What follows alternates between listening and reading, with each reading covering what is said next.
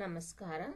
ಪ್ರಥಮ್ ಮೈಸೂರು ಪ್ರಸ್ತುತಿಪಡಿಸುತ್ತಿರುವ ಸಾಪ್ತಾಹಿಕ ಪ್ರಸಾರ. ಮಕ್ಕಳೇ, ಶೈಕ್ಷಣಿಕ ಆಯ್ಕೆಗಳು ಇದರ ಮುಂದುವರೆದ ಭಾಗ. ಚಾಮರಾಜೇಂದ್ರ ಸರ್ಕಾರಿ ದೃಶ್ಯಕಲಾ ಕಾಲೇಜು, ಸಿದ್ಧಾರ್ಥ ನಗರ, ಮೈಸೂರು. BVA ಅಂದರೆ ಬ್ಯಾಚುಲರ್ ಆಫ್ ವಿಜುವಲ್ ಆರ್ಟ್ಸ್.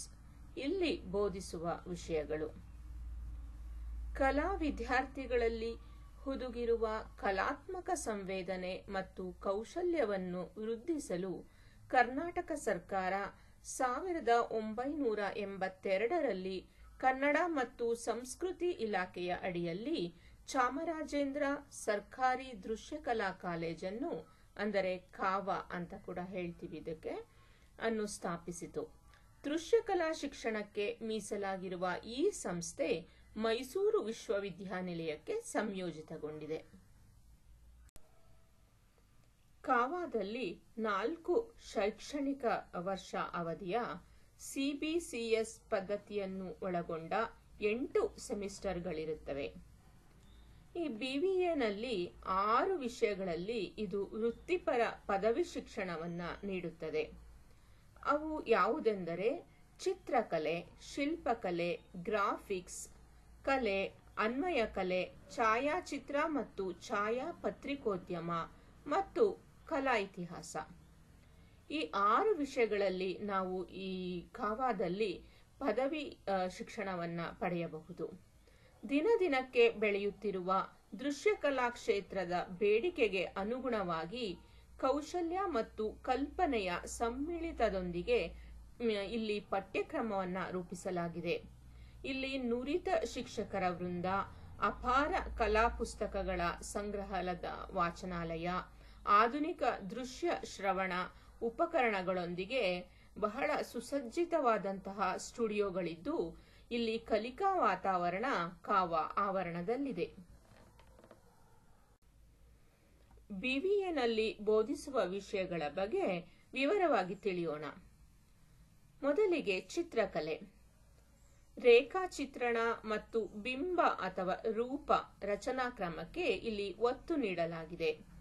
ಮಾನವ ನಿರ್ಮಿತ ವಸ್ತುಗಳು ಅಥವಾ ಪ್ರಕೃತಿದತ್ತವಾಗಿ ದೊರೆಯುವಂತಹ ವಸ್ತುಗಳು ಮತ್ತು ರೂಪದರ್ಶಿಯ ಅಭ್ಯಾಸಕ್ಕೆ ಇಲ್ಲಿ ಅವಕಾಶವಿದೆ. ಜಲವರ್ಣ ಅಂದರೆ ವಾಟರ್ ಪೇಂಟಿಂಗ್ ಮತ್ತು ತೈಲವರ್ಣ ಬಳಕೆ ಮತ್ತು ಸಮಕಾಲೀನ ಕಲೆಯ ಬೆಳಕಿನಲ್ಲಿ ಸ್ವಯಂ ಪ್ರಕಾಶಿತಗೊಂಡು ಕಲಾತ್ಮಕ ಕೃತಿಗಳನ್ನು ರಚಿಸುವುದಕ್ಕೆ ಇಲ್ಲಿ ಸಂಪೂರ್ಣ ಸ್ವಾತಂತ್ರ್ಯವಿದೆ. ಮುಂದಿನದು ಗ್ರಾಫಿಕ್ಸ್ ಕಲೆ. ಸಂವೇದನಾಶೀಲ ಚಿತ್ರಗಳನ್ನು ಸೃಷ್ಟಿಸಿ ಕಲಾತ್ಮಕವಾಗಿ ನಿಯಮಿತ ಪ್ರತಿಗಳನ್ನು ತೆಗೆಯುವ ಅಚ್ಚುಕಲೆಗೆ ತನ್ನದೇ ಆದ ಸಾಂಪ್ರದಾಯಿಕ ತಂತ್ರಗಾರಿಕೆಯ ಇತಿಹಾಸವಿದೆ. ಉದಾಹರಣೆಗೆ ವುಡ್ ಕಟ್ ಇರಬಹುದು, ಅಥವಾ ಲಿನೋ ಕಟ್, ಮೆಟಲ್ ಎಚ್ಚಿಂಗ್, ಲಿಥೋಗ್ರಫಿ, ಸೆರಿಗ್ರಾಫಿ ಮತ್ತು ಫೋಟೋ ಎಚ್ಚಿಂಗ್. ಹೀಗೆ ಪ್ರಿಂಟಿಂಗ್ನ ಹಲವು ಮುಖಗಳ ಪರಿಚಯವನ್ನು ಪಠ್ಯಕ್ರಮದಲ್ಲಿ ಅಳವಡಿಸಲಾಗಿದೆ. ಮುಂದಿನದು ಶಿಲ್ಪಕಲೆ. ಮಣ್ಣಿನಲ್ಲಿ ರೂಪ ಆಕಾರಗಳ ರಚನೆ, ವ್ಯಕ್ತಿ ಶಿಲ್ಪ ರಚನೆ, ಕಲ್ಲು ಮತ್ತು ಮರಗೆತ್ತನೆ, ಲೋಹ ಎರಕದ ಶಿಲ್ಪಗಳನ್ನು, ಸಿಮೆಂಟ್ ಶಿಲ್ಪಗಳನ್ನು, ಫೈಬರ್ ಶಿಲ್ಪಗಳನ್ನು ಹಾಗೂ ಸುಡಾವೆ ಶಿಲ್ಪಗಳನ್ನು ಸೃಷ್ಟಿಸುವ ಸಾಮರ್ಥ್ಯವನ್ನ ನೀವು ಇಲ್ಲಿ ಹೊಂದುವಿರಿ.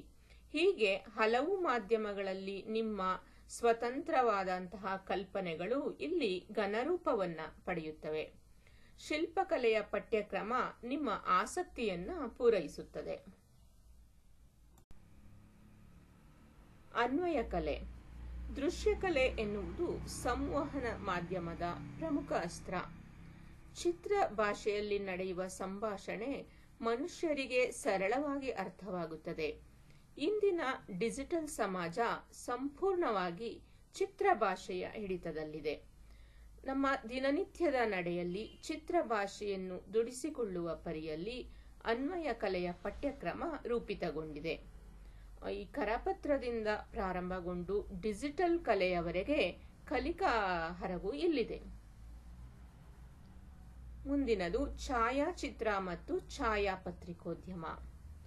ಮೈಸೂರು ವಿಶ್ವವಿದ್ಯಾಲಯದ ಮತ್ತು ನಮ್ಮ ಸಂಸ್ಥೆಯ ವಿಶೇಷ ಹೆಮ್ಮೆಯ ಭಾಗ ಇದು. ಛಾಯಾಚಿತ್ರ ತಂತ್ರಗಾರಿಕೆಗೆ ಕಲಾತ್ಮಕ ಸ್ಪಂದನೆ ನೀಡುವುದು ಒಂದಾದರೆ, ಛಾಯಾಚಿತ್ರದ ಮೂಲಕ ಸಮೂಹ ಸಂವಹನದ ಮತ್ತೊಂದು ಮುಖ. ಈ ವಿಭಾಗದಲ್ಲಿ ವಿದ್ಯಾರ್ಥಿ ಕಲಾತ್ಮಕ ಚಿತ್ರಗಾರನಾಗಿಯೂ ಮತ್ತು ಛಾಯಾಪತ್ರಿಕೋದ್ಯಮಿಯಾಗಿಯೂ ರೂಪುಗೊಳ್ಳುವುದಕ್ಕೆ ವಿಪುಲವಾದಂತಹ ಅವಕಾಶಗಳಿವೆ. ಕಲಾ ಇತಿಹಾಸ. ಗುಹಾಮಾನವನ ಕಾಲದಿಂದ ಪ್ರಸ್ತುತ ದಿನದವರೆಗೆ ದೃಶ್ಯ ಭಾಷೆಯ ಬೆಳವಣಿಗೆ ಮತ್ತು ಕಲೆಯಲ್ಲಿ ಅಡಗಿರುವ ಧಾರ್ಮಿಕ, ಸಾಂಸ್ಕೃತಿಕ, ಸಾಮಾಜಿಕ, ದಾರ್ಶನಿಕ ಹಾಗೂ ಆಧುನಿಕ ಕಲೆಯ ಸಿದ್ಧಾಂತಗಳನ್ನು ಅರಿಯುವ ಪಠ್ಯಕ್ರಮ ಇಲ್ಲಿದೆ. ಭಾರತೀಯ ಕಲೆ, ಇಂಡೋ ಇಸ್ಲಾಮಿಕ್ ಕಲೆ, ಯುರೋಪಿಯನ್ ಕಲೆ, ಚೀನಾ ಮತ್ತು ಜಪಾನ್ ಕಲೆ ಕುರಿತು ವಿಶೇಷ ಪತ್ರಿಕೆಗಳಿದ್ದು, ಸಮಕಾಲೀನ ಕಲೆ, ಕಲಾ ವಿಮರ್ಶೆಯನ್ನೊಳಗೊಂಡ ಶಿಸ್ತು ಇದಾಗಿದೆ. ಭಾಷಾ ಮತ್ತು ಕಡ್ಡಾಯ ಪತ್ರಿಕೆಗಳು.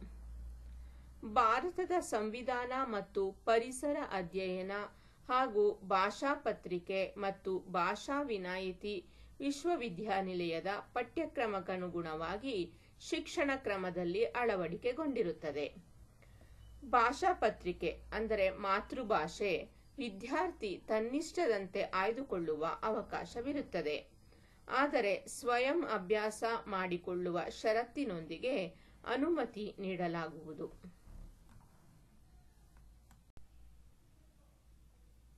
ಕೆಲವು ಪ್ರಶ್ನೆಗಳು.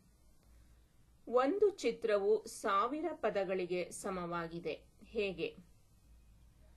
ನೀವು ಯಾವ ಚಿತ್ರಗಳನ್ನು ಬಿಡಿಸಿದ್ದೀರಿ? ಅದರ ಬಗ್ಗೆ ನಿಮಗೆ ಏನು ಅನ್ನಿಸಿತು? ದೇವಾಲಯಗಳಲ್ಲಿ ಕೆತ್ತಿರುವ ಮೂರ್ತಿ ಶಿಲ್ಪಗಳನ್ನು ನೋಡಿದ್ದೀರಾ? ಶಿಲ್ಪಿಗಳ ಕೌಶಲ್ಯದ ಬಗ್ಗೆ ಮಾತನಾಡಿ. ಜಾಹೀರಾತಿನ ಚಿತ್ರಗಳನ್ನು ನೋಡಿದ್ದೀರಿ? ಯಾವುದಾದರೂ ಒಂದು ಚಿತ್ರದ ಬಗ್ಗೆ ತಿಳಿಸಿರಿ. ಪ್ರಕೃತಿಯ ಅಥವಾ ನಿಮಗೆ ಇಷ್ಟವಾದ ಒಂದು ಚಿತ್ರ ಬಿಡಿಸಿರಿ. ಜೇಡಿಮಣ್ಣಿನಿಂದ ಗಣೇಶ ಅಥವಾ ಬೇರೆ ಯಾವುದಾದರೂ ಮೂರ್ತಿ ಮಾಡಿ. ಚಿತ್ರಕಲೆ, ಶಿಲ್ಪಕಲೆ ಕಲಿಯುವುದರಿಂದ ನಮಗೆ ಏನು ಲಾಭ? ಈ ವಿಷಯದ ಬಗ್ಗೆ ಮಾತನಾಡಿ.